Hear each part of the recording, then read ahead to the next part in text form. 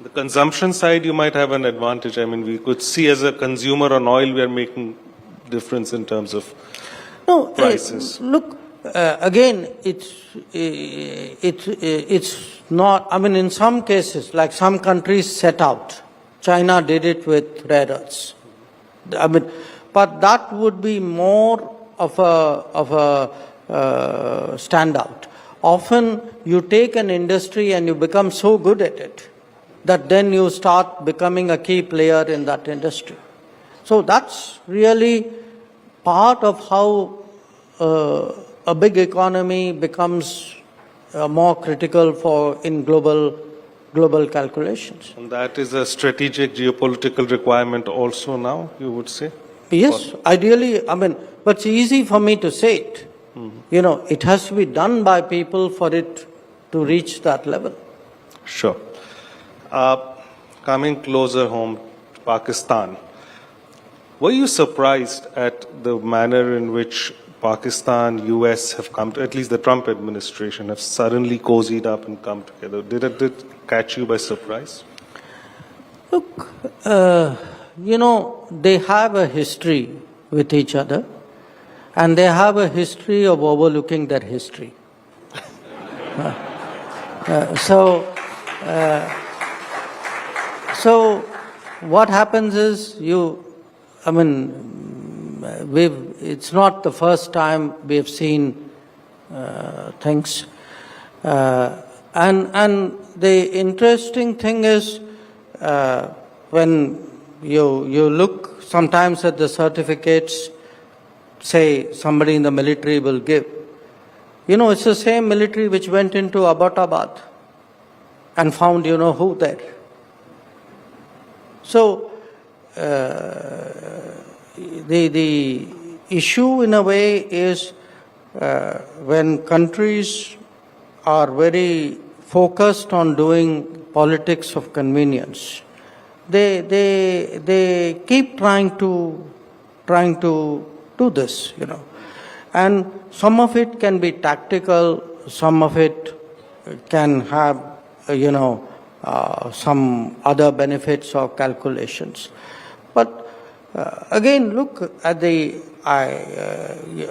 obviously I respond to the situation or the challenge of the day, but I also do so always keeping in mind the larger structural sort of strengths of the relationship, the confidence that comes from it.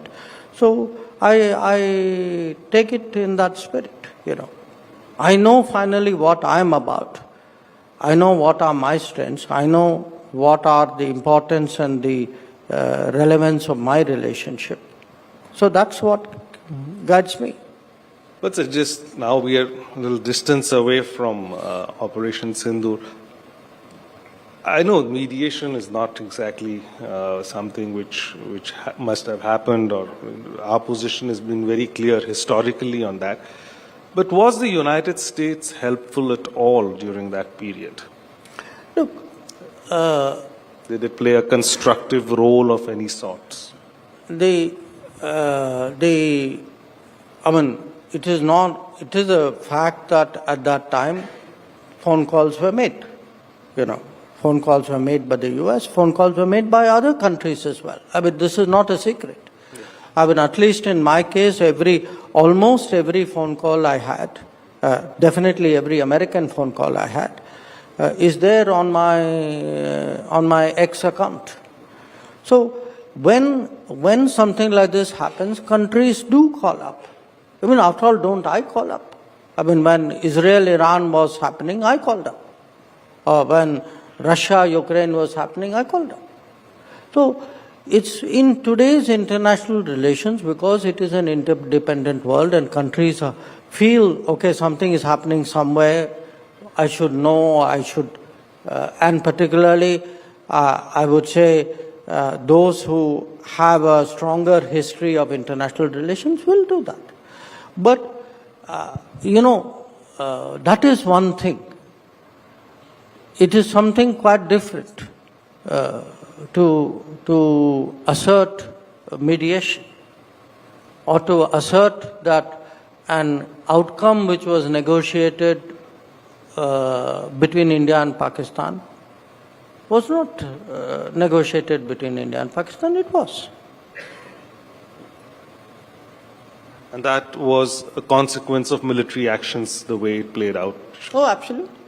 I mean, look, I've done this before, so you don't want me. I tell people that if on the 9th night we had, President Vance, Vice President Vance conveying that, the Pakistanis were going to do a big attack, and then 10th morning, the Pakistanis now ask for talking to DGMO. What happened in the intervening period?